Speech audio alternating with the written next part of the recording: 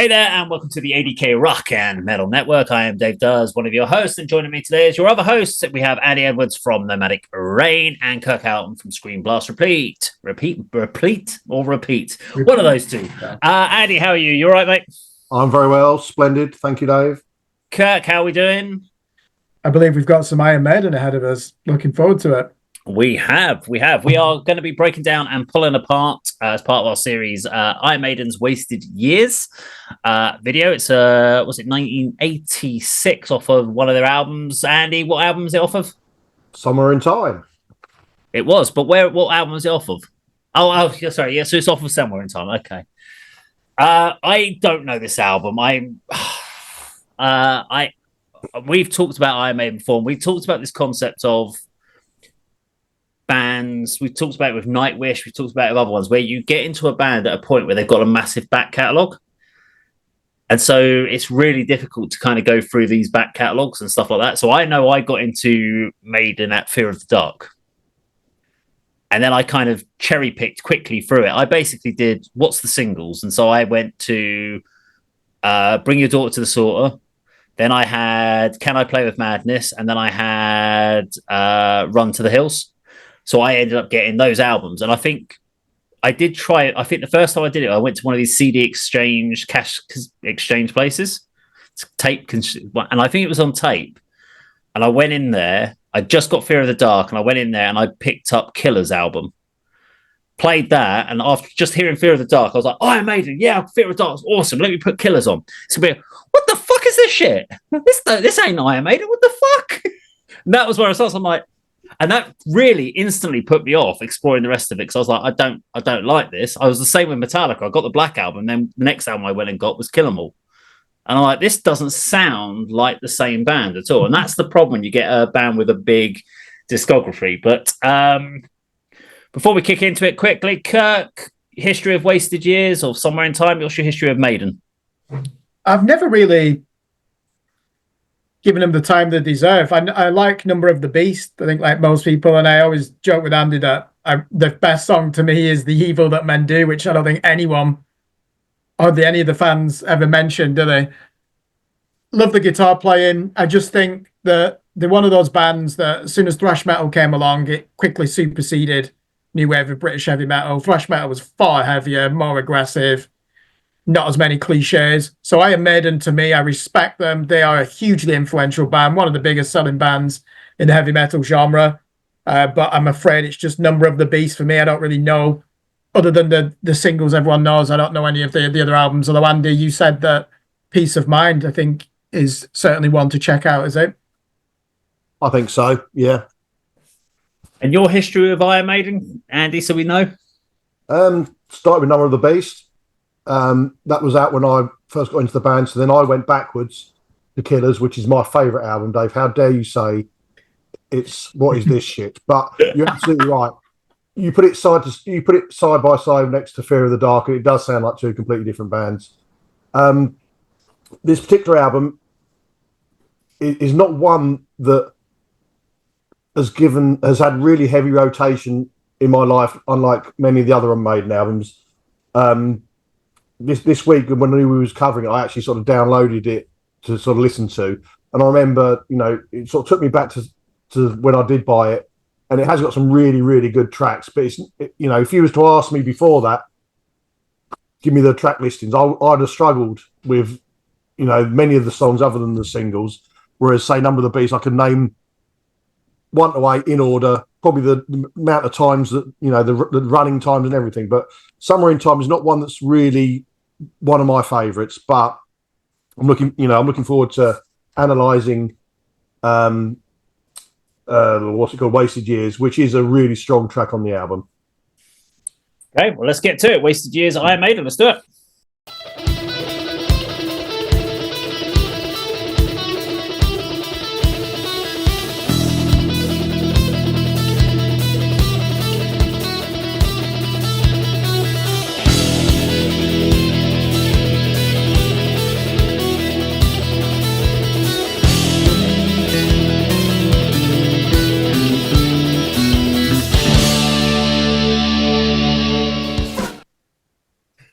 Gonna stop first off because I think we should, before we get into the verses and the choruses, we need to talk about the intro to this song because it is a great intro. But Kirk, thoughts on the intro for Wasted Years? I don't know if I agree that it's a great intro. I know it's an iconic. Right, shut up, Andy. Great intro. Go on, Kirk. Go on. We'll allow you to say your piece. No, I don't need to say anything more than that. It's not the type of riff that I'd be humming anytime soon or would want to play on guitar. So yeah, sorry to disagree. I don't think it is it's not something memorable in my opinion. See, I listen to that and I hear classical music influences in there. And then you've got the bass doing you've got layers and texture in this. Now, this is, if you think back 86, there wasn't people doing this sort of stuff in metal.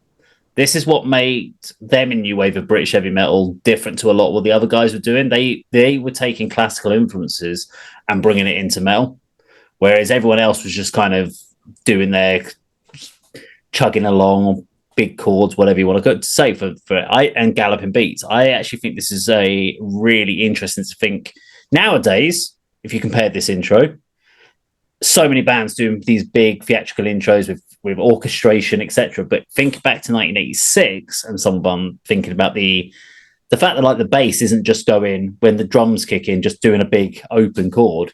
We've got harmonization between the different instrumentations. I thought was a really good idea. I'm going to ask Andy thoughts. Yeah, it's not a usual Maiden intro in as much as you said, it's usually big chords and sort of galloping drums, but it's sort of single notes. And I think it's quite obvious that this is a solely Adrian Smith composition. And I think right in saying that he did experiment it with one of his sort of previous bands before he joined Maiden, or when he was sort of doing a side project, and he brought it to the guys. But one thing as well that you notice, particularly with Maiden and on this song, is the prevalence of the bass. You know, a lot of metal, the bass player's there, you see him on stage, but you can't actually hear what he's contributing to the song other than perhaps the low end, you know, the backing, what you traditionally think a bass player does. But, you know, Steve Harris being Steve Harris and the leader of the band and the mastermind, he's going to say, well, I'm going to play my bit and you're going to hear it and it's going to complement the guitar. Okay. So I think it is a really good intro to a song. Not the usual Maiden sort of format, but it's a great start, I think, to an iconic song that was always very much a live favourite as well. Let's keep going. Let's go up to the end of the, I guess, whatever the first chorus will be, and then we'll see. We'll let Kirk have a redeeming commentary at that point.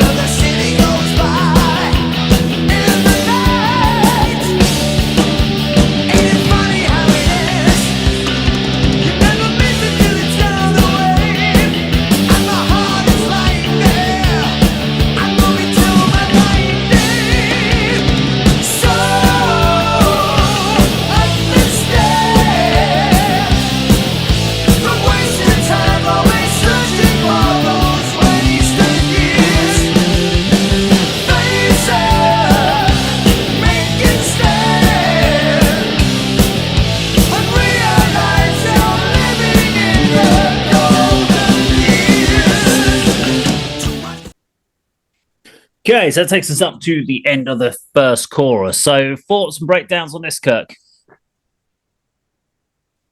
Good melody in the chorus. The problem I've got with Iron Maiden is this is 1986, and in this year we get Slayer's Rain in Blood and Metallica's Master of Puppets, and they are just worlds apart. They've got similar tempos.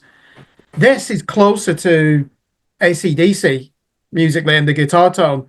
So that I think that's one thing why I never really got into Maiden, because I discovered thrash metal first, it seemed like a backward step to then go to this lighter rock orientated music, even though you've got some malevolent imagery in there. And it's the type of thing I probably would have liked when I was 14 if someone had shown it to me, because it's got that rebellious impact. I'm looking at this more from a songwriting point of view, and it's first class, isn't it? They're so good at what they do, and even the vocal delivery, there's so much clarity in his enunciation, and there's so much expression in there. What a vocalist Bruce Dickinson is. But musically, at the same time, I just feel that I know almost every song before I've even heard it. I know what to expect. So that's why I put them a bit more in that AC/DC category. Although, to be fair, they have completely, along with Judas Priest, you could say Iron Maiden and Judas Priest were the ones who completely stripped blues and rock and roll out of what then became heavy, and created what we know as heavy metal. And so influential on this to this day, isn't it? Well, I think if you look at that first 5-year period from when you've got Iron Maiden, Killers, all the way. So you take from 81 to 86 and how the rock metal landscape changed in that period of time from what we would class as heavy in 1980, 1981 to what was classed as heavy in 1985, 86. Massive world difference. But if you compared it to 1975 to 1980, the difference isn't that big. There were things getting heavier slowly and slowly, but there was such a change up when the thrash metal scene and then suddenly death metal, and you suddenly went to extreme metal within a 5-year period. And Iron Maiden have already got their sound, so they're never going to get that. I agree. This to me, this track is less metal and more hard rock. Even the chords, you can hear there's strumming going on there. This ain't down picking. This is strumming big chords. Sounds great. I love it. I think Adrian Smith's backing vocals on this, or harmonized vocals with Bruce Dickinson, sound great. There was a great drum fill there when the goal was scored, or whatever it was. I was like, fuck it, I've missed that every time I've listened to this song. I love the story behind this, the fact that it was Adrian Smith wrote this about the isolation, being on the road, about the hardships about being on the road on tour all the time with the band, and this is where this song came from. And I think you're getting that in some of the footage, that you're getting all this behind the scenes footage. You see a lot of photos or the video footage of Adrian Smith looking just down and feeling like crap. It's the stuff they have to deal with whilst being on the road. I think it's really interesting that sharing it. I've now just nicked everything that Andy was about to say, probably, but go on, Andy. Doug, I think you've identified the reason why this isn't one of my well-played and well-known Maiden albums, because you're absolutely right. 86, Raining Blood, Master of Puppets. Also, I'm thinking of the bands I was getting into, Pleasure to Kill by Creator, Infernal Overkill and Eternal Devastation by Destruction, those sort of albums. That's what I was getting into at this sort of time. So I was perhaps moving away from Maiden, who were my introduction and gateway into heavy metal. But yeah, I really like the way Adrian Smith and Bruce Dickinson harmonised their vocals. I think they worked really, really well. I like the video as well.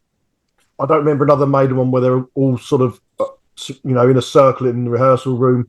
But I love the intercut of, the behind the scenes and sort of personal videos of fencing and football. And you can see all the classic clips from some of the Maiden promo videos as well. There's women in uniform in there, Flight of Icarus, all sorts. Some of the sort of black and white Indian films that were in Run to the Hills. So they've put a lot into the video just to keep it interesting for the viewers, where the mainstay of it is the performance in the studio or the rehearsal room. But yeah, it's working really well, what they've put together so far as a visual spectacle. And it's a grower of a song for someone who perhaps has followed Maiden up to this point. It's very different, as you say, more on the side of sort of classic rock rather than metal, and a world away from Slayer and Metallica at this stage of their careers. Let's keep going then.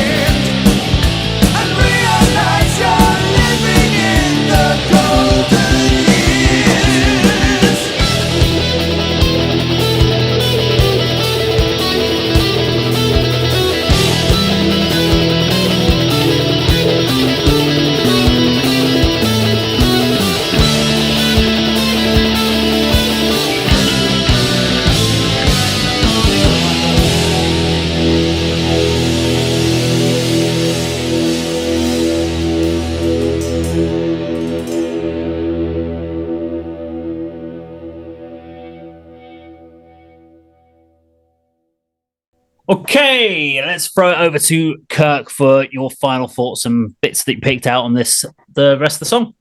The guitar solo is definitely what we would consider metal. It's very tasteful. Every Iron Maiden song, they put so much thought into it. It's never mindless shredding, is it? They really do find those melodic sweet spots, those emotive parts of the fretboard when they're playing that. I mean, you only need to hear the chorus twice and you can already sing it. And to me, that's the sign of a good song, really, isn't it? Because how many artists struggle to do that? They make it look easy, don't they? And again, I keep going back. Bruce Dickinson, you never need a lyric booklet listening to an Iron Maiden song, do you? They're great storytellers. And it's so easy the way that they communicate that. Good tempo to it. I will always say these are arguably the biggest influence on thrash metal, probably along with Venom. But as we've all agreed, by 1986, they are the worlds apart, aren't they? It's like the game had changed. That is when Napalm Death come out. I mean, so as you said, that transformation from, if we start with 1980 with Venom, Welcome to Hell, 7 years later, we're at Napalm Death.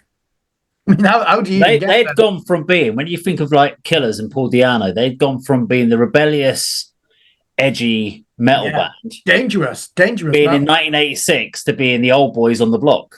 They become classic metal at this point because they weren't classed as being cutting edge at this point. They were old hat at this point. So you had your classic fans of classic metal, and you're like, but they'd only been going like 7 years or whatever it was at this point. And you're like, so you're now a classic metal band at this point after 7 years.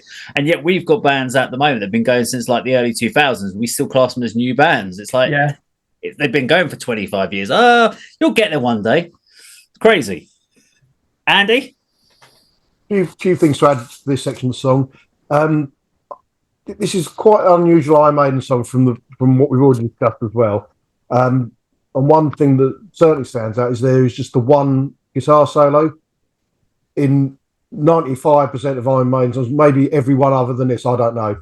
There's a trade-off between Adrian Smith and Dave Murray. Yeah, that's true. Or Yannick Gers, when unfortunately he joined the band. You just really don't like it. Does he even do solos? I don't know. I don't care. But usually there's the at least one trade-off between the two. But this is Adrian Smith's song. Dave's just doing the old, the chords that is replicated on the sort of like the intro which appears in the middle of the song and in the outro. So they've worked that in as well. And one part for this section of the video that I really like as well. Did you notice like the evolution of Eddie, the band's classic mascot? There's a shot of the Running Free single where his face is obscured all the way through every album, every Derek Riggs illustration, right up to the Wasted Years sort of computer screen. I thought that was really, really clever. They've done it in two sections and they've done the whole lot really, really quickly. It's just a really good video. You get to see the band. I think when we were discussing it before, Dave, you mentioned that towards the end, you see there's a slight positivity in the sort of the promo shots and the video clips they use, whereas at the beginning they're showing this message that the song's about the isolation and the sort of the despair of being on tour, but then towards the end they're showing that it's all for a good cause, it's all for what we want to do, it's all for the fans, it's all for music, it's all for metal, and it is a positive and it's a good thing as well. But what this video has done and us analysing is realised to me what a good album Somewhere in Time is. There's some great tracks on there. There's some forgettable ones as well, as there are many Maiden albums, but overall, it certainly deserves more sort of listening time from me, and it's probably going to get it from now, in the next few weeks. I'm going to revisit it and enjoy it again, as I should have done in 1986 when it came out.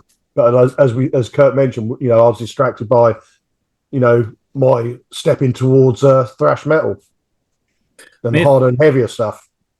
The thing that stood out for me, there's a couple of things I really didn't like about this video. I don't like the graphic at the beginning and the end. I think it's stupid.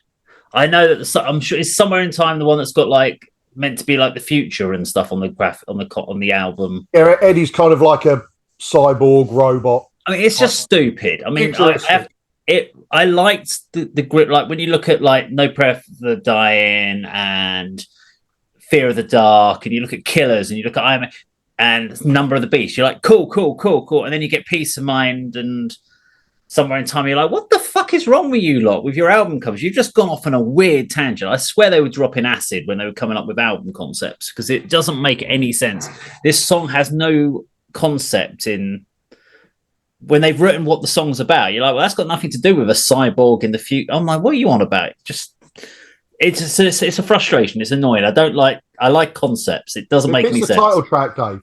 Caught Somewhere in Time. It fits the title track. The imagery of Eddie and the cover fits the title track. Caught Somewhere in Time. If you're going to do a concept thing for an album, do a concept. Do the whole way. Otherwise, I just don't get the idea of writing a concept visually. But anyway, enough said. It's 86. What can I expect from a video for MTV? It made sense for the time. I loved over the solo the fact that you've got Steve Harris isn't just playing just root notes. He's doing some little harmonizing bits there to fill in some of the space. I think that was great. I was listening to what Nico's doing on drums. He's switching from the hi-hat to the ride for accenting. So every time you listen to this song, if you sort of listen to different instruments, you can hear different elements. What the big difference when you listen to this and sort of something like Metallica, etc., around the time is you've got that bit in the chorus of so, and the guitar goes down, down, down, down, down, down, down. So it's got this chord, and if it was Metallica, it'd be like down, down, down, and it'd be downpicked. They play it down, na, na, na. It's strummed, and you're like, okay, they don't downpick at this point. They're strumming a lot. What we would class in metal as downpicking, and you're getting this real kind of flancy sound to your distortion tone. You're not getting that crunch that you would expect through. And I think they probably did do a bit more downpicking on later albums. But I suppose when you've got 3-hour shows in Carpal Tunnel, you probably need to do a bit of that sort of movement rather than downpicking. That first riff obviously comes back in pre-solo, which I thought was great. And I liked it when the drums, everything was kicking in. It was building up to the solo. I was like, do you know what? That's a great riff with a great drum beat. By the time it came in at the outro, though, I was like, okay, I'm done with that riff. We've had it too many times. We've had it on the pre-chorus, the pre-solo. We had it at the beginning. We don't need it to outro it. I get it. You're bookending it. You're doing it at the beginning. You're doing it at the end. But it was long enough. They could have just faded it out and finished it on the big chorus. They didn't need to go back to that first riff. But I guess it makes sense for the song. But yeah, loved it. I could probably go through that several more times and still pick out little nuances of songwriting. But yeah, Wasted Years. Good track there from Iron Maiden. Now, if you enjoyed our video today, please do like, share, and subscribe. And we'll see you in my video sometime very soon. Take care.